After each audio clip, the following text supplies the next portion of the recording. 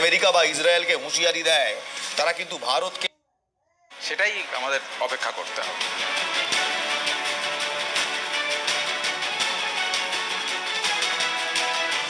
ঝাঁচকচকে প্রতিটা স্ক্রিন জুড়ে এখন ইরান ইরান আর ইরান, মধ্যপ্রাচ্যের সমস্ত ছবি। কেন জানেন? কারণ আমরাও প্রতিটা মুহূর্তে এই খবরের ওপর নজর রেখেছি। ভারত সরকার অল্টারনেটিভ পথ খুঁজছে। একমাত্র রাশিয়া আর চীনের ভেসেল হরমুজ থেকে পাশ করতে পারে এমনটা ইরান সরকার জানিয়েছে। তাহলে কি এরই মাঝখানে লুকিয়ে রয়েছে কোনো তুরুপের তাস? আমাদের ইন্টেলিজেন্স এজেন্সি RAW তারা কি 1994 সালে খেলা সেই প্রাইম ট্রাম্প কার্ড, যেটা খোমেনিকে সেই সময় কাশ্মীর ইস্যুতে ভারতের পক্ষে টেনে এনেছিল, সেই ট্রাম্প কার্ডটা আবার কাজ করবে? সমস্ত কিছু জানাবো নিউজ স্টুডিও থেকে। That's it ladies and gentleman from the data centre. Let's head back to the big story studio. দেখলে ডেটা সেন্টারে এই মুহূর্তে বিশ্বের হরমুজ প্রণালী থেকে আসা যাওয়া জাহাজগুলির কি অবস্থা, ম্যারিটাইম চোক পয়েন্ট কিভাবে গ্যাস এবং তেলকে সারা বিশ্বে হাহাকার করে রেখেছে, কারণ এই চোক পয়েন্টে ইরান বলছে জাহাজ ঢুকলেই খতম করে দেবো। তদন্তে নেমে আমরা যা জানতে পেরেছি তা শিউরে ওঠার মতো। ইরান গত 30 বছর ধরে রাশিয়ার সাহায্যে এই সমুদ্রের ট্রলার ম্যাপিং বা হাইড্রোগ্রাফিক সার্ভে করেছে। 1970 বা 80-র দশকে সোভিয়েত ইউনিয়নের রিসার্চ ভেসেলগুলো এখানে ঘুরে বেড়াতো। তারা ইরানকে এমন তথ্য দিয়েছে যা দিয়ে ইরান সমুদ্রের ঠিক কোন জায়গায় মাইন পাতলে একটা জাহাজও বেরোতে পারবে না তা নিখুঁতভাবে জানে। এই 10,000 সি মাইন কোনো সাধারণ বোমা নয়। এগুলো যখন ফাটবে তখন সরকারি জাহাজকে কিংবা সরাসরি জাহাজকে ধাক্কা দেবে না, বরং জলের নিচে এমন এক গ্যাস বাবেল এবং তরঙ্গ তৈরি করবে যা জাহাজের স্টিলের কাঠামোকে মোমের মতো গলিয়ে বা ভেঙে চুরে চুরমার করে দেবে। এটাকে বলে অদৃশ্য মৃত্যু ফাঁদ। আমেরিকা কি এই মৃত্যু ফাঁদ থেকে গোটা বিশ্বকে বাঁচাতে পারবে? আচ্ছা আসুন এবার আপনার পকেটের কথা বলি। তেলের দাম যুদ্ধের আগে ছিল $65 প্রতি ব্যারেল। এখন তা $80 ছাড়িয়ে $100 দিকে ছুটছে।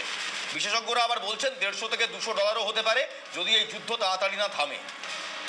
আর জাহাজগুলো কি করছে? তাদের কি হবে? ইন্স্যুরেন্স কোম্পানিগুলো হাত তুলে নিয়েছে। বলছে আগে একটা চালানের জন্য $2.5 লক্ষ প্রিমিয়াম দিতে হতো, এখন সেটা $10 লক্ষ বা 4 গুণ বেড়ে গেছে।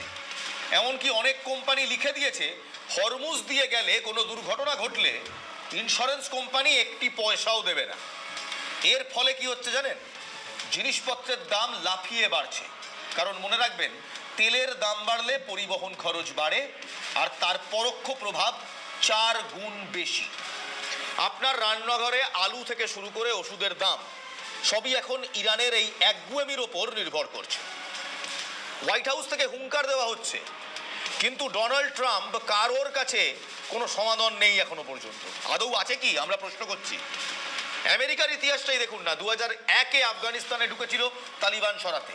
20 বছর পর সেই তালিবানের হাতেই ক্ষমতা গিয়ে রয়েছে। নিজেরা লেজ গুটিয়ে পালিয়ে এসছে। ভিয়েতনাম থেকে ইরাক, আমেরিকা শুধু মার খেতে জানে, কোনো এক্সিট স্ট্র্যাটেজি বা বেরিয়ে আসার পথ তাদের জানা নেই। ইরান এটা খুব ভালো করে জানে। তারা জানে আমেরিকা মানসিকভাবে বিধ্বস্ত। ইরান এখন আমেরিকার সৌদি আরবের আরামকো রিফাইনারিতে ড্রোন হামলা চালাচ্ছে। তারা আমেরিকার ইগোতে আঘাত করছে। কিন্তু এই আগুনের খেলায় ভারত কোথায়? ভারত কি তবে চুপ করে বসে থাকবে? ভারতের 20 লক্ষেরও বেশি মানুষ এই অঞ্চলে কাজ করেন। আমাদের তেলের সিংহভাগ আসে এই পথ দিয়ে। কিন্তু ভারতের কাছে এমন এক ট্রাম্প কার্ড আছে যা আমেরিকা বা ইসরায়েলের কাছে নেই। আমরা ফিরে যাব 1994 সালের এক শীতের রাতে, যখন কাশ্মীর নিয়ে পাকিস্তান ভারতকে আন্তর্জাতিক মঞ্চে কোণঠাসা করার জন্য OIC-তে এক প্রস্তাব আনে। সেই সময় তৎকালীন ভারতীয় প্রধানমন্ত্রী নরসিমহা রাও এবং রয়ের প্রধান এক অত্যন্ত গোপন পরিকল্পনা করেন। এমন এক ফাইল তৈরি করা হয় যা সরাসরি ইরানের সুপ্রিম লিডারের কাছে পৌঁছানো দরকার ছিল।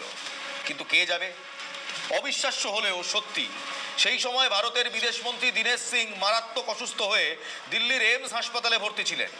ডাক্তাররা বলেছিলেন নড়াচড়া করাও বিপজ্জনক।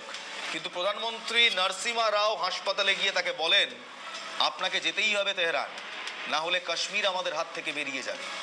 মাঝরাতে এক স্পেশাল মিলিটারি প্লেন তেহরানের বিমানবন্দরে নামলো।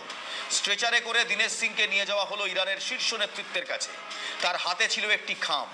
সেই খামে এমন কি ছিল যা পড়ে ইরানের তৎকালীন সুপ্রিম লিডার আয়াতুল্লাহ খোমেনির চোখে জল এসে গিয়েছিল? কি সেই রহস্য যা ভারতকে রক্ষা করেছিল? সেই খামে ছিল ইরানের সুপ্রিম লিডারের বংশ তালিকা বা ফ্যামিলি ট্রি। ভারত ইরানকে তথ্য দিয়ে প্রমাণ করে দিয়েছিল যে খামেনির পূর্বপুরুষরা আদতে ভারতের কাশ্মীরি বাসিন্দা ছিলেন। তার ঠাকুরদা দিন আলী শাহ ছিলেন কাশ্মীরের শ্রীনগরের মানুষ। পরে তার বাবা সৈয়দ আহমেদ মুসাবি লখনৌয়ের কাছে বারাবাঙ্কির কিতুর গ্রামে থাকতেন। তিনি তার নামের শেষ গর্ব করে লিখতেন, কিংবা তিনি তার নামের শেষে গর্ব করে লিখতেন হিন্দি। ভারতের সেই খামে লিখেছিল, আপনি কি সেই কাশ্মীরকে পাকিস্তানের হাতে তুলে দেবেন যেখানে আপনার পূর্বপুরুষদের রক্ত মিশে আছে? ফলাফল, 3 দিন পর জেনেভায় ওআইসির মিটিংয়ে পাকিস্তান যখন কাশ্মীর প্রস্তাব পেশ করলো, ইরান শেষ মুহূর্তে ভোট দিল ভারতের হয়ে, ভেটো দিল ভারতের হয়ে। পাকিস্তান বা পাকিস্তানের পায়ের তলা থেকে সেদিন মাটি সরে গিয়েছিল। ভারত প্রমাণ করেছিল কূটনীতি শুধু অস্ত্রের নয়, রক্তের সম্পর্কেরও হয়। আজ 2026-এ দাঁড়িয়ে ইরান যখন আমেরিকা বা ইসরায়েলকে হুঁশিয়ারি দেয়, তারা কিন্তু ভারতকে আলাদা চোখে দেখে। ভারত চাবাহার পোর্ট তৈরি করেছে যাতে পাকিস্তানের গাদার পোর্টকে অকেজো করা যায়। ইরানকে ভেতরে কিংবা ইরানের ভেতরে ভারতের গোয়েন্দা সংস্থা রয়ের নেটওয়ার্ক ছিল এক সময় অত্যন্ত গভীর। ইরান জানে বিপদের সময় একমাত্র ভারতই তাদের পাশে দাঁড়াতে পারে। তাই হরমুজ প্রণালী বন্ধ হলেও ভারতের জন্য হয়তো এক গোপন করিডোর খোলাই থাকবে। এটা কোনো মিডিয়া কিংবা এটা কোনো বড় বড় মিডিয়াতে আপনি পাবেন না, কিন্তু এটাই ফ্যাকচুয়াল ট্রুথ। ইরান মাঝে মাঝে কাশ্মীর নিয়ে যে টিপ্পনি কাটে, তা আসলে ভারতকে